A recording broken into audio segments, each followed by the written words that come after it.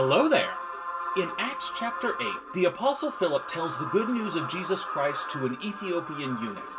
The man joyfully accepted baptism from Philip and brought his new faith back to the Ethiopian court. He thereby began the legacy of African Christianity that continues to this day, a vibrant and growing family of faith with ancient roots and fascinating history. Although the Bible does not name this man, tradition gives his name as Simeon Bakos. Join us as we explore the world of ancient African Christianity that he originated. Join us as we follow along in Simeon's wake.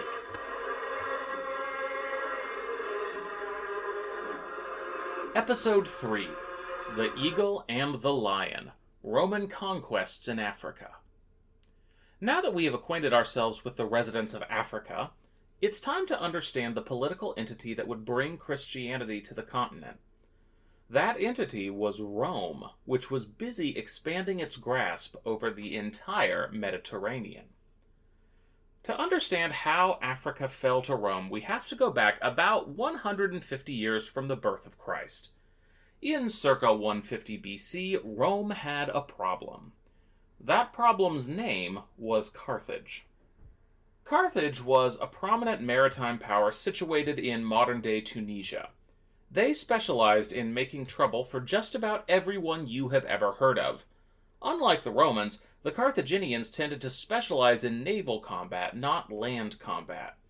And the Carthaginians taught the Romans many times that it doesn't matter how many legions you send if their boats all get sunk before they reach land. As we talked about last time, Carthaginians go by another name, which is the Phoenicians, or as they are known in the Bible, the Philistines. That's right, the perennial enemy of the Israelites was the very same ethnic group that founded the city of Carthage. They're also probably the group behind the rise of the ancient Minoan civilization, that in Greek mythology demanded the sacrifice of young men and women to the Minotaur. So the Carthaginians were bad news to everyone, but they were especially bad news to Rome. In the early Roman Republic, and I mean very early, we're talking something like 500 BC now, Carthage dominated trade in the western Mediterranean. It also had a government not entirely unlike that which Rome would adopt. Carthage had a ruling council, kind of like the Roman Senate, and annually elected 2 leaders to preside over the council. Carthage also made the remarkable step of separating political and military power. Their generals were elected separately from their politicians. Few societies in the ancient world replicated that idea, though it's fairly common in modern democracies. But the details of Carthage's government are, of course, less important than the details of how they got everyone to give them their stuff. If you could play Carthage in the epical video game Sid Meier's Civilization VII, the most accurate playstyle would probably be a diplomatic victory with a fair bit of military maneuvering worked in. Actually, maybe you can play them in that game. I just haven't tried it yet because the reviews have been so bad, you know? It's really disappointing to see the next entry in such a classic strategy game do so poorly. Anyway, that's not the point. The point is, Carthage employed a simple military strategy to maintain their dominance. The strategy went like this. Step 1.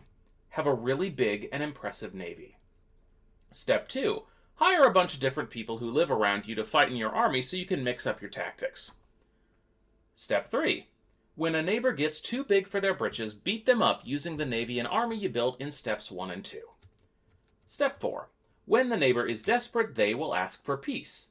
Draft a peace treaty with draconian terms that basically forces them to give you all their good stuff, and keeps all the best trade routes for you, so that, you can trade for other stuff that they don't have. This strategy worked very well for Carthage. At the height of their power, they controlled almost all of the northern African coastline, and the western coastline down to modern-day Morocco. They even used their military might to subdue any potential rivals, not just current threats, and that included the nascent Roman Republic. In 509 BC, Rome and Carthage signed a peace treaty that gave Carthage exclusive access to most of the Mediterranean trade routes and restricted Rome's access to those networks. We also learned from the treaty that Carthage controlled Sicily and Sardinia at the time, a sign of just how powerful they were and how close to the Romans' doorstep they had gotten. It is quite clear that Rome, as the weaker power, got the raw end of the deal. And Rome took that personally. In fact, Rome's rivalry with Carthage was literally written into myth.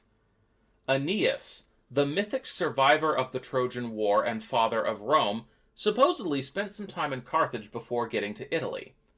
While in Carthage, he met Dido, the queen of the city, and the goddesses Juno and Venus decided that they were cute together and made them fall in love. It's kind of like the way modern fans will ship characters, except if you had massive cosmic power and could actually make the TV characters fall for one another instead of just writing fan fiction and posting it on the internet.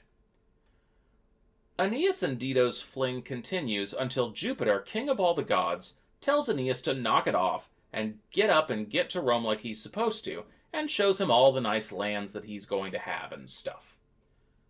Aeneas handles the breakup so badly that Dido builds a funeral pyre and flings herself onto it in despair. Girl, we've all been there.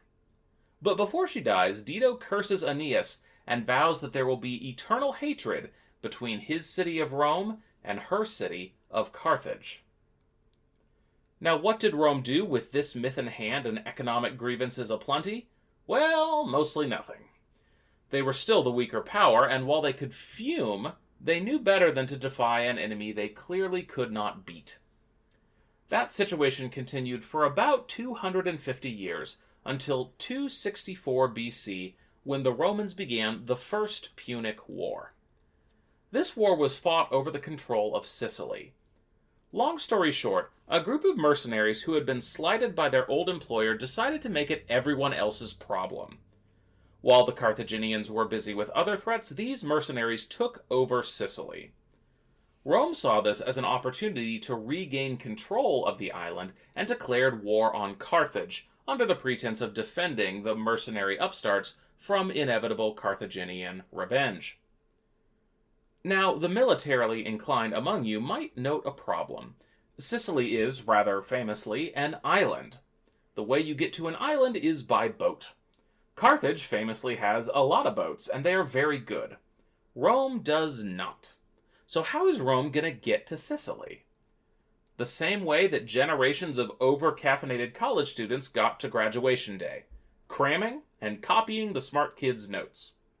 You see, early in the war, a Carthaginian ship got stranded and Rome captured it. They reverse-engineered its design and put their singular talent for mass production and efficiency to good use. Rome's armies built 120 ships in 2 months. Now that is remarkable enough. But the Romans kept building and building. They sent hundreds of ships into the waters, manned by new and inexperienced crews. Perhaps the greatest miracle of all is that the Roman fleet actually won almost all of its major sea battles. In fact, they did so well they even invaded Africa and hoped to capture Carthage. Unfortunately, 2 factors prevented a total Roman victory. The first is that Carthage hired a general named Xanthippus who had been trained by the Spartan military. He quickly whipped Carthage's demoralized land troops into shape. No word on whether kicking Persian messengers down bottomless pits while screaming, "This is Carthage!" was part of his training regimen. Xanthippus annihilated the Roman army besieging Carthage. Rome, not to be deterred, sent an incredible 350 ships to rescue the survivors. The ships bravely completed their mission by rescuing the survivors, and then promptly uncompleted their mission by getting stuck in a massive storm that sank all but 80 of the 350 ships. Whoops.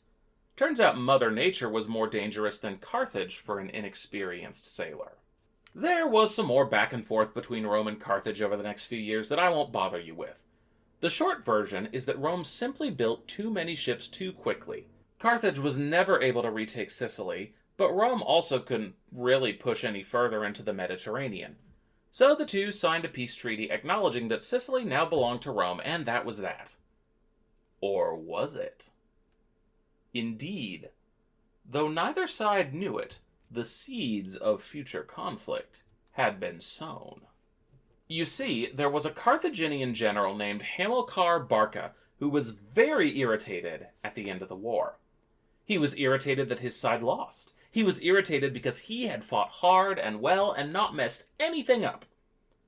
But mostly, he was irritated because he was right in the middle of a military campaign in Sicily when the peace agreement was signed, and the Carthaginian government said, well, that's our bad. We actually can't pick you up. Just negotiate a deal with the Romans and try to get home alive. Which he did. But Hamilcar took that personally. Against the Romans, I mean, he probably wasn't thrilled with Carthage either, but he really hated the Romans. He feared the rise of this new power and what it would mean for his homeland. And so, when he got home, he instructed his son, Hannibal, to swear a solemn oath never to become a friend of Rome. Now, this doesn't mean that Hannibal was never allowed to go over and play toy soldiers with his Roman friends. For starters, Hannibal was about 19 years old and was a little beyond toy soldiers at that point. But more to the point, a friend of Rome was a technical term for a vassal of the Roman state. Hamilcar was asking his son to promise that he would never allow Carthage to fall to such a sorry state. His son promised. He would soon get his chance to make good on his word. The Barca family prepared Carthage better than anyone for round 2 of the conflict. Recognizing they would need new territory to make up for the loss of Sicily, Hamilcar, remember that's the father, launched a series of campaigns in modern-day Spain to bring them under Carthaginian control. With the minerals and assets provided by this new territory, Carthage was once again a massive threat. The Romans were so freaked out by Hamilcar that they signed a treaty with him which redefined and expanded Carthage's influence at the cost of a promise by Carthage not to expand any further north into Spain than they already had. To which the Barca family said, "Challenge accepted." In 219 BC, 7 years after the treaty in which they promised not to expand northward, Hannibal, that's the son, decided to expand northward. He attacked the Roman town of Saguntum, which was not very big or important in itself, but it was under Roman control, and therefore attacking it was a no-no. The Roman Senate sent a strongly worded letter to Carthage telling them how bad Hannibal was and demanding he be surrendered to them as a criminal. The Carthaginian Senate told the Roman Senate to buzz off. It's actually a very dramatic story. Apparently, the Roman envoy came to Carthage and gave a speech to their Senate. The Roman envoy pointed to his toga and said that he held both war and peace inside it. Which did they want him to pull out? The president of the Senate said he should pull out whatever he thought was best. The envoy, very annoyed that his game was not being played, said he thought war was best. The Carthaginian senators shouted that, yeah, they thought war was best too. Yeah, it was time for a good war. They hadn't had a good war in a while, so go back home to your Romans, little envoy, because we are about to have the warriest war of all time. Rome marshaled its armies, and the Second Punic War was begun. Hannibal had begun the war, and he would be its main character. He knew that Rome was formidable, and he did not want to repeat the mistakes of the First Punic War. Hannibal believed that a quick invasion of Italy was the best way to secure Rome's surrender, and now that they had control of Spain, he could get to Rome over land. He crossed over the Alps and invaded Rome the next year, much to the shock of everybody in Rome. They were shocked by the rapidity of his advance. They were shocked by his aggressive and brilliant tactics. But mostly they were shocked that somehow Hannibal had gotten war elephants across the Alps and into Italy. Yes, you heard that right. One of the mainstays of the Carthaginian army was war elephants. The breed of elephant that they used in those days is now extinct, but those elephants were about 6 to 7.5 feet high at the shoulder, shorter than today's Indian elephant, and way smaller than today's African elephants. In other words, in technical scientific terms, they were just lil guys. Lil pachyderm pals. In fact, you could go up and give one a big hug. You could even bring it home if your doors were tall enough. You could be best friends. Just you and your little elephant buddy cuddling on the couch. Hello there, this is Editor Ben. I am interrupting here because I am legally required to inform you that In Simeon's Wake is not a nature podcast, and I have absolutely no veterinary expertise. I am also required to inform you that elephants are not domesticable, and you should under no circumstances attempt to pet an elephant or bring one into your home, no matter how cute they might be. Consult with your veterinarian and probably your estate planner before attempting to domesticate an elephant or any other wild species. In Simeon's Wake, now brought to you by liability lawsuits. Thank you. But no matter how cuddly they may have been, the Carthaginian elephants were quite fearsome to the Romans. You know how the Romans liked to fight? In really neat, tight, organized formations where you stood right next to all your buddies in formation and overwhelmed the enemy. You know what makes it hard to stand in a big, organized buddy wall? A bunch of elephants charging straight at you. All across Italy, nobody was prepared for his lightning rush tactics, and he won many striking victories against the Romans. In one particularly striking victory, Hannibal baited a Roman army into attacking him from across a lake. He did it in the following way. Early in the morning, Hannibal broke camp and put his troops on some hills across the lake. He positioned them so that only the first line was visible to the Romans across the lake. The rest were covered by morning mists. The Roman army, thinking they had caught a small detachment of the main force, charged ahead and were shocked, I tell you, to learn that the people they couldn't see still existed, and proceeded to charge out of the mist and overwhelm them. Object permanence will get you every time. African ingenuity prevailed over Roman battle plans on the open field time and time again. However, Hannibal had a problem. He couldn't take a city. It wasn't a matter of resources, you see. Hannibal could have easily constructed field engines and started a siege, but Hannibal was a master of hit-and-run, fast-moving tactics. Running a siege meant sitting around for months waiting for a city to run out of food and water. This was not smart planning for him. Hannibal also appears to have underestimated the resolve of Roman cities. He spent a lot of time inviting local cities to throw off the oppression of Rome and join him in glorious conquest. Apparently, he imagined that Rome's old city-states were just as tired of Rome as the Carthaginians were and would be glad to join him. Unfortunately, he miscalculated. These cities had been part of the Roman Republic for centuries. They didn't see themselves as anything other than Roman, and they were far less inclined to revolt than he had imagined. Thus, the situation slowly turned against Hannibal and the forces of Carthage. A few other Carthaginian generals entered Italy and attempted to reinforce him, but the Roman armies crushed them. And Carthage made the mistake of not bothering to reinforce, Hannibal, the guy who was winning all the battles and had even captured some ports right there on the sea for them to ship troops to. No, instead they sent those troops with other generals and tried to land them all the way across Italy with the hopes that they might meet up with Hannibal one day. That was not to happen. Instead, as the dispersed forces of Carthage were crushed one by one, Rome began to mount another campaign in Africa. Hannibal rushed back to Carthage for a defense, but ultimately he was outnumbered and outgunned. Even his military genius could not stop the inevitable. He was defeated and barely escaped the field with his life. Now it was Rome's turn to impose a peace treaty with brutal terms. Carthage would have to pay Rome 10,000 silver talents over 50 years, with no provision for early payments. Now you might wonder why the Romans didn't want to get their silver talents early. Well, it's because it wasn't really about the silver talents. The point was to cripple Carthage with debt. Even if Carthage managed to raise this unimaginable sum in a few years, they would still be economically indebted to Rome. Carthage's navy was limited to a measly 10 ships, and it would not be allowed to wage any wars outside of Africa.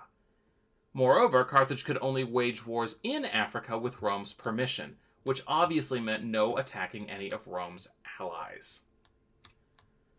Hannibal spent the years after the war serving his country and finding new and creative ways to annoy Rome, which often happened to be one and the same. Rome had hoped that their massive penalty of 10,000 silver talents would cripple Carthage's merchant economy. Hannibal creatively reorganized the city's finances and kept the economy afloat, an extraordinary achievement, proving he was at least as adept in the marketplace as he was on the battlefield. Hannibal also consorted with some of Rome's other rivals and maybe kinda gave them military advice. Rome did not appreciate this, which they considered to be a breaking of the treaty's terms, and demanded that Hannibal be turned in to them. Before they could make the demand, however, Hannibal pulled off one of the greatest heists of ancient history. He fled Carthage and escaped to a nearby port. When some traveling merchants found him before he could sail away, he knew they were likely to tell Carthage where he was. So he invited them to have a big, fancy dinner with him that night. In fact, why don't you spend the night here? Put your feet up, and your sails. Yeah, guys, just put your boats on the shore. Take it easy. Hannibal, naturally, kept his boat ready to go and jumped in while everyone was busy sleeping off last night's wine. He dropped off all his golden possessions at Crete, hiding the gold in a couple of bronze statues that he gifted to the local temple. Nobody would bother to look inside the cheap bronze statues to see the treasure within. His ancient 401k safe, Hannibal's last years were spent living a comfortable retiree life on the island of Crete, punctuated by occasional bouts of fighting against Rome. In one particularly excellent adventure, Hannibal advised the king of Bithynia to turn around a naval battle by loading his catapults with pots filled with snakes, and catapulting the pots onto the enemy ships. The enemies laughed at his tactics until the snakes started landing by their feet. Samuel L. Jackson was tired of snakes on a plane. Hannibal's enemies were shocked to find snakes in their lane. Even Hannibal's ending would be on his own terms. Rome was not going to give up the hunt for the infamous Hannibal, and when they pressed for his capture yet again at age 64, Hannibal realized that running was no longer an option. So he took poison and died, rather than submit to capture. Unfortunately, this meant that Hannibal would not be there to save Carthage from the worst of the Third Punic War. Now, as you can imagine, the neighboring kingdoms saw the treaty of the Second Punic War as a great opportunity to start raiding Carthage with impunity. Carthage could only fight back if Rome said they could, and Rome had absolutely zero intention of doing that. In fact, the Roman senators mostly just stuck their thumbs in their ears and sang mean songs over the Mediterranean in Carthage's general direction whenever they heard of a raid. Something like, "Nanny, nanny, boo, boo, you can't defend territory like we do." Yeah, I need to workshop my mean 2nd century BC rhymes. They're not as good as the Aryan sea shanties. Anyway, eventually Carthage got sick of this arrangement and decided to just attack the Berber raiders anyway. Roman senators were happy for another chance to stick it to their hated enemy. Thus began the Third Punic War. There was a lot of back and forth and battles that we don't really have time to get into, so just trust me when I say there were plenty of mistakes and successes to go around on both sides. It ended when the Romans got to Carthage and started a siege that was inconclusive, until the commander dealt with Carthage's powerful fleet. He dealt with that fleet by building a giant brick wall in Carthage's harbor. I know that sounds like a stupid idea, but it actually worked. It didn't even have to be one continuous wall. It just had to have gaps that were smaller than an average ship so that an average ship couldn't get through. With the harbor finally blocked and supplies cut off, the Romans then routed the last of Carthage's allies, broke into the city, killed basically everyone until the last day, when they were feeling merciful, and sold all of them as slaves instead. Then they burned Carthage to the ground, and Rome passed a law that nobody was ever to build on Carthage's foundation again. This is what hatred looks like. Dito's curse had come true, though at great cost to her own city. With that conquest, all of Carthage's holdings passed into Rome's hands. Despite their definitive defeat, the specter of Carthage would haunt the Roman mind for centuries to come. Roman writers often saw Carthage as the greatest enemy of Rome. They also saw Carthage in ways that were, pretty colonialist. For many Roman writers, the Carthaginians were deceitful and dishonorable, mostly because they preferred clever military tactics to the straight-line engagements that Romans favored. The Romans seemed to think that anyone who didn't fight in the way they wanted to fight was cheating, but that's a story for another time. And of course, Roman writers could think that Carthage's hatred of Rome was supernatural, a consequence of Dito's ancient curse. Carthage came to stand for all that was not Rome, the hostile, the devious, the uncivilized. Yet Romans also had to recognize that Carthage was in fact very civilized. They had their own senate, their own empire, and everything. In other words, Rome recognized Carthage as that rarest of things, a worthy adversary. In the centuries after its fall, Roman writers would lament the loss of Carthage. Its strength had tested Rome and kept Roman virtue pure in the face of trials. Later Romans worried they had gone soft without the rivalry of Carthage to keep them sharp. Such is the fate of most conquered foes. They are both demonized and colored with the glow of a very odd sort of nostalgia. In fact, even Rome's attempted salting of Carthage wouldn't last forever. Eventually, the Roman Senate realized what the Phoenicians had always known, that Carthage was very well situated, and the city was rebuilt. In fact, one of the greatest minds in ancient Christianity went by the name of Cyprian of Carthage. So whatever else we can say about ancient North Africa's greatest power, they certainly left an impression. It's hard to forget a bunch of war elephants charging through your backyard after somehow crossing a mountain range. Carthage had fallen, but there was more of Africa for Rome to gobble up. Next, their attentions turned to the Numidians, that group of tribes that occupied most of modern-day Algeria and the parts of Tunisia that Carthage didn't control. The Numidians had been a secondary power during the Punic Wars and tended to ally with whichever power seemed dominant at the time. One of the most important rulers of Numidia, Massinissa, helped seal Carthage's defeat by defecting to Rome at the end of the Second Punic War. Massinissa's history is the history of Numidia's fall to Rome, and his whole life was kinda messy. He was the son of a Numidian king and fully expected to inherit the throne when his dad died. Instead, his uncle took power. His uncle was then promptly killed by a local crime boss who put a puppet king on the throne. Massinissa raised an army and crushed the upstarts before running away because Carthage had taken notice of all this and was suspicious of where his loyalties truly lay. Then, at the end of the Second Punic War, Massinissa proved Carthage right to worry by siding with Rome. But he also sided with his heart. You see, Massinissa had fallen in love with a Carthaginian noblewoman named Sophonisba. Rome did not like Sophonisba because she had managed to single-handedly convince a whole bunch of Numidians to fight for Carthage and not for them. Massinissa was on the opposite side of the war, but in matters of love, they were never closer. As Carthage fell, Sophonisba knew that Rome would have it in for her, so she asked Massinissa to marry her, and he quickly agreed. Now that she was wife of the king, she would have diplomatic immunity. In Simeon's Wake, brought to you by True Love and diplomatic immunity.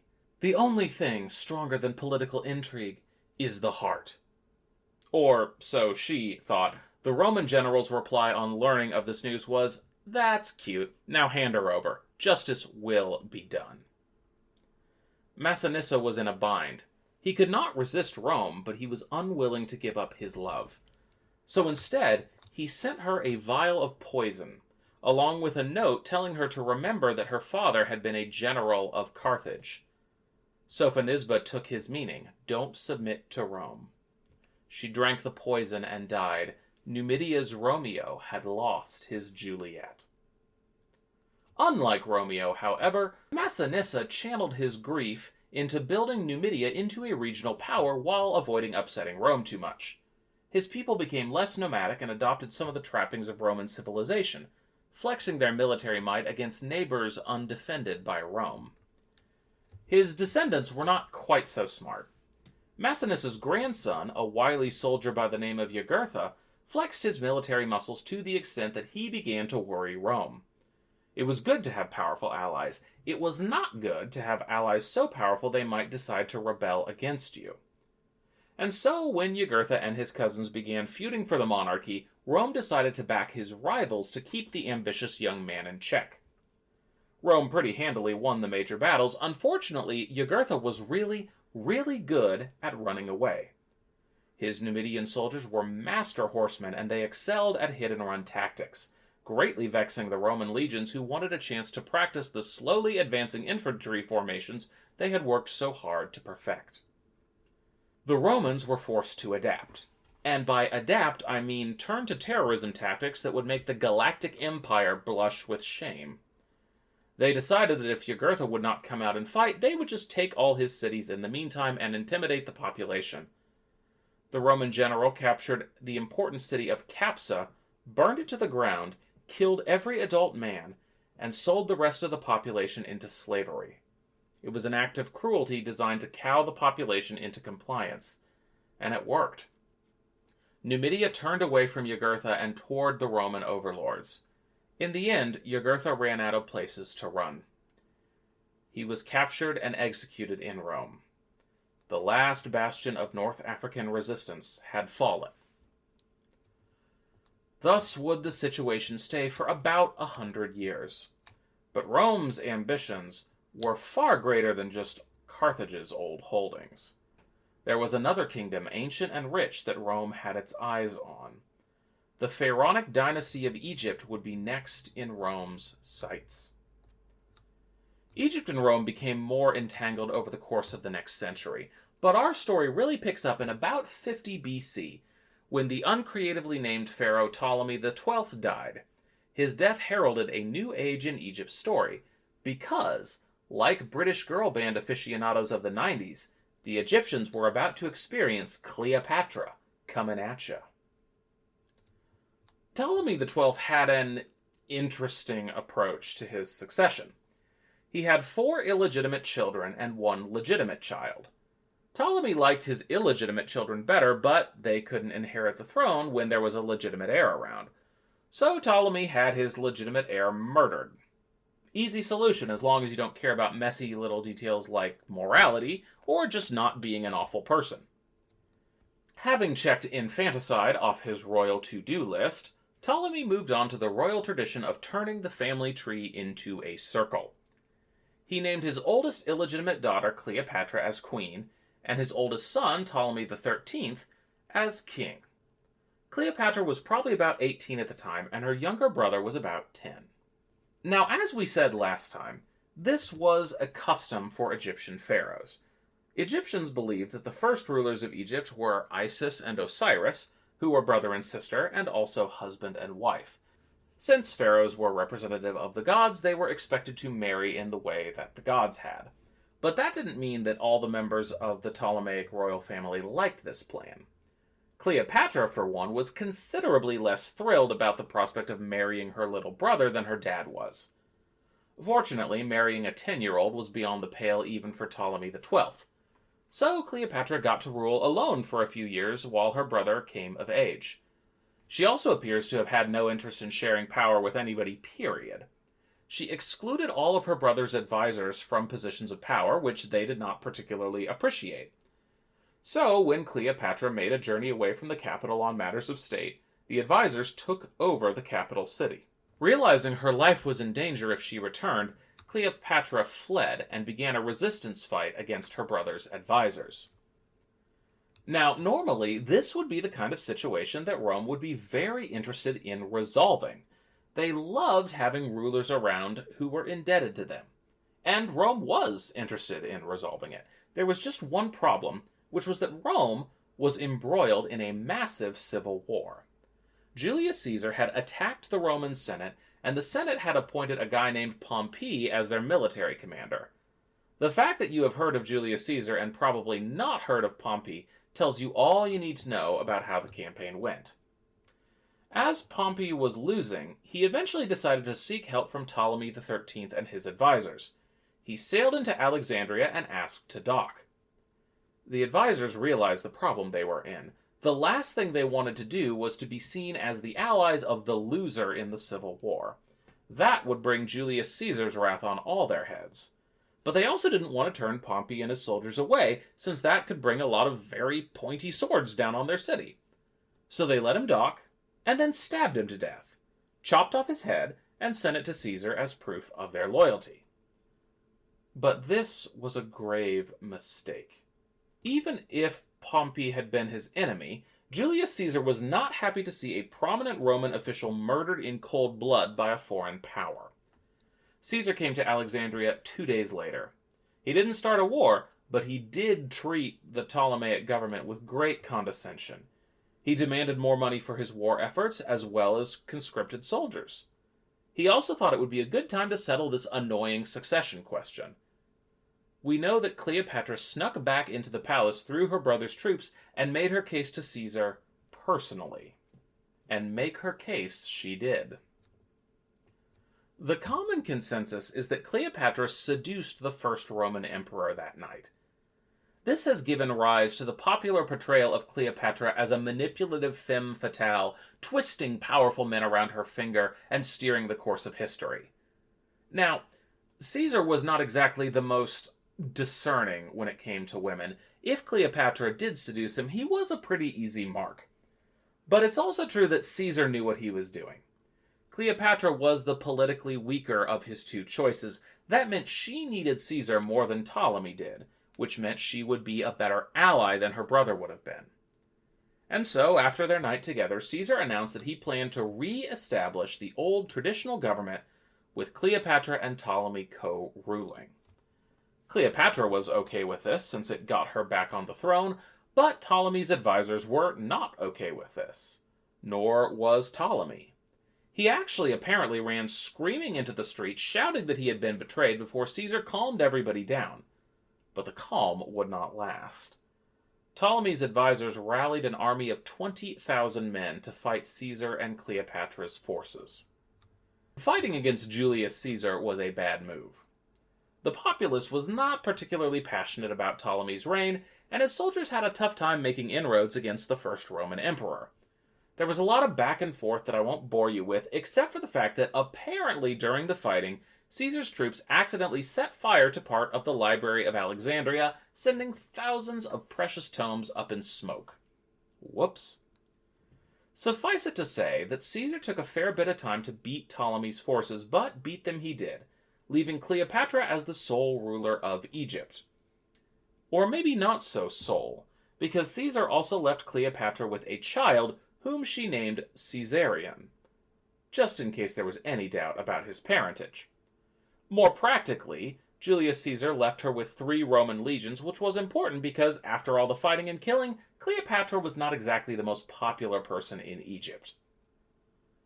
But duty called, and Caesar had to leave to finish conquering the rest of the Roman Republic to turn it into the Roman Empire.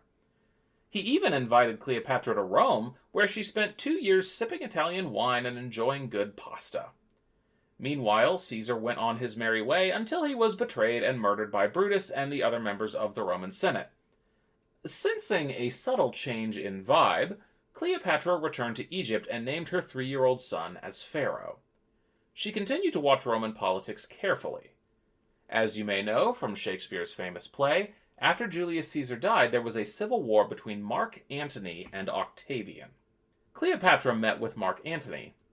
He was a little peeved that she hadn't joined him in the war against Octavian, but Cleopatra persuaded to overlook this in the same way that she persuaded Caesar.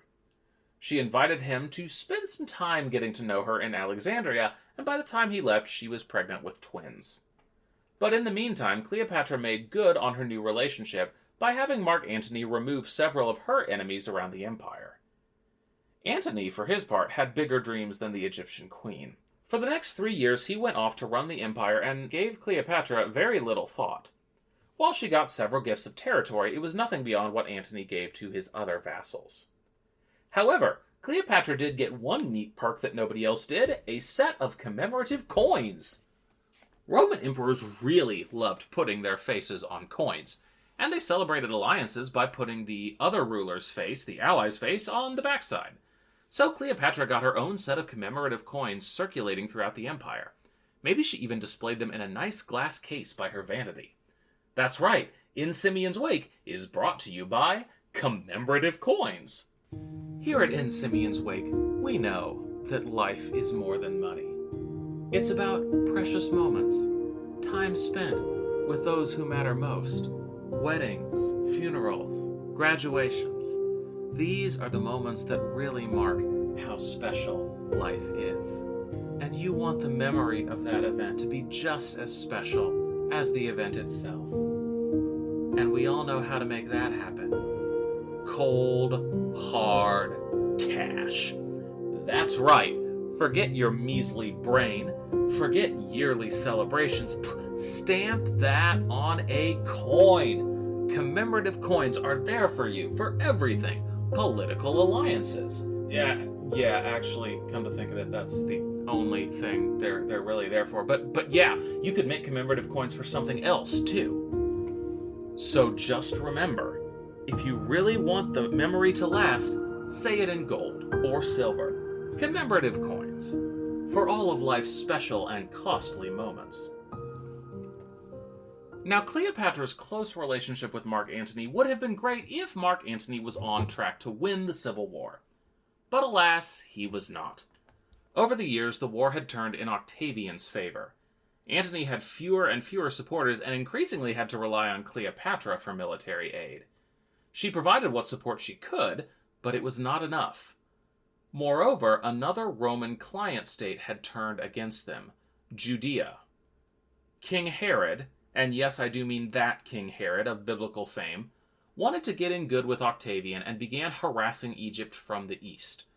When Octavian finally invaded the country, all was lost. After losing a crucial battle, Mark Antony completed suicide, and Cleopatra followed suit shortly after. Octavian marched into Alexandria and declared himself the new pharaoh. Egypt would not have its own ruler again. It would be a mere territory of the Roman Empire. But Egypt would never be just a territory. It had too much wealth and power to not be on the emperor's mind. Octavian stationed 3 whole legions there to keep the peace. This proved to be a very wise decision, as several rebellions arose in the next few years to throw off the yoke of Roman oppression. The legions quickly put them down. After putting down those rebellions, they had to deal with Kushite raids in the south of Egypt, who had taken advantage of the chaos to push further into Egyptian territory. They also had no real idea what the Roman Empire was. When the legions came down and began negotiating with the Kushites, they told the raiders they would have to negotiate directly with Caesar, to which the Kushites responded, "Who's Caesar?" If we have any church professionals here, and you are upset that the event you advertised in the bulletin for a month and sent out multiple emails about still hasn't been recognized by your community, take heart in this. You can conquer an empire, run a massive propaganda campaign, even stamp your face on the currency. People still won't know who you are. The Kushites' ignorance highlights the geographic spread of the Roman Empire. They were in territories so distant that Italy was a mere name, not a place. But it also highlights the change in Rome itself. Less than a century ago, Rome had been a republic. Its policies were determined by the Senate, and generals were expected to listen to the Senate for guidance in their military affairs. Julius Caesar turned Rome into an empire, in which the emperor was the final authority on all matters, military and civil. Outsiders may not have noticed the change, but the Romans certainly did. Generals noticed it most of all. Under the Republic, it had been normal and expected for generals to celebrate their military successes and glory in their triumphs.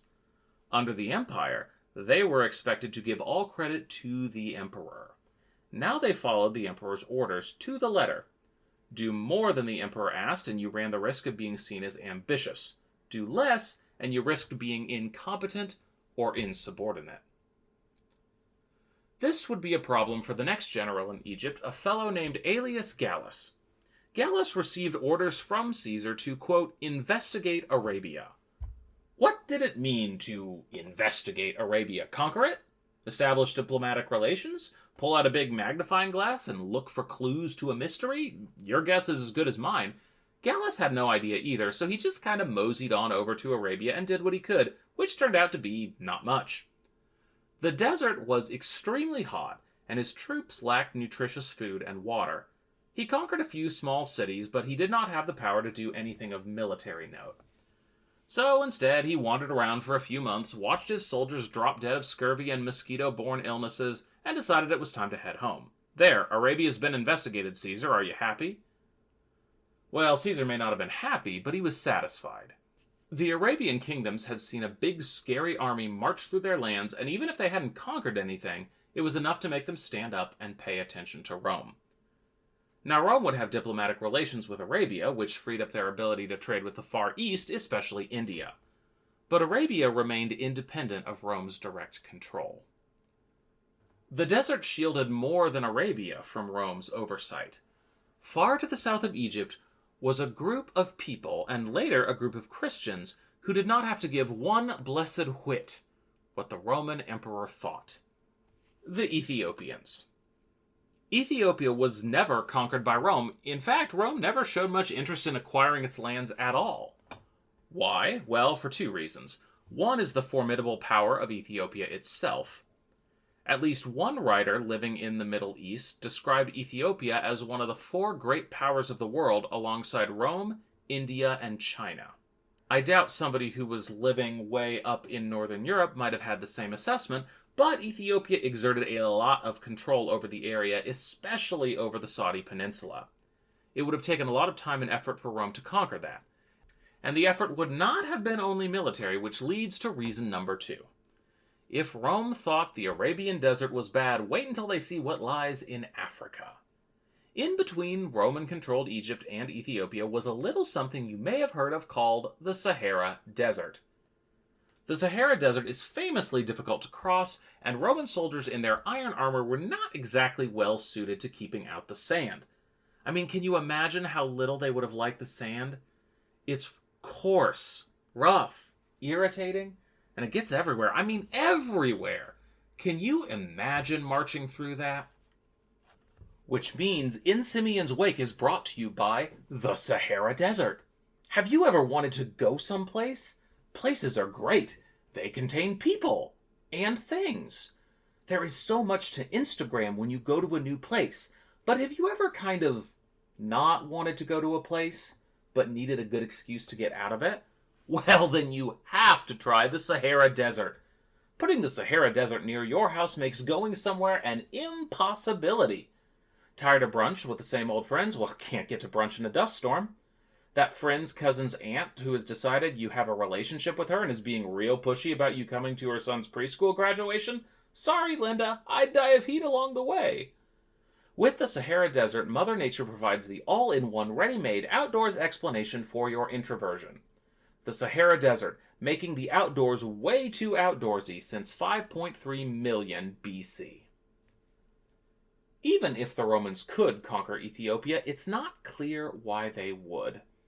They had what they needed in terms of supplies, and merchants who crossed the Sahara could bring them any goods they needed. Plus, once you got south of the Sahara, you had to defend your new territory from all comers, who could easily reach your armies, which would have a hard time being resupplied. So Rome never bothered, which meant that Ethiopia got to enjoy its own historical and cultural development while barely even having to know what a Caesar was. Nice work, if you can get it. Thus did Rome spread its domain over North Africa, while non-Roman traditions flourished south of the Sahara Desert. After 2 episodes of background, the stage is set for us to finally proceed with more historical background. Before the first Christians arrived in Africa, they were preceded by Jewish communities that had been established for centuries. The Jewish faith was founded on their exodus from Africa, but many Jews had returned to the ancient continent by the time of Christ. Their history would shape the experience of Christians on the continent. To that history we now turn, the more proximate precursors to Simeon's Wake. Thank you for listening to In Simeon's Wake, part of the Earth and Altar Podcast Network. If you liked the episode, please leave it a review and drop a like on that episode at your earliest convenience, or even before. It's nice. If you'd like to support this work, head on over to patreon.com/Ben Wyatt. That's patreon.com/Ben Wyatt, WYATT. Until next time, stay curious.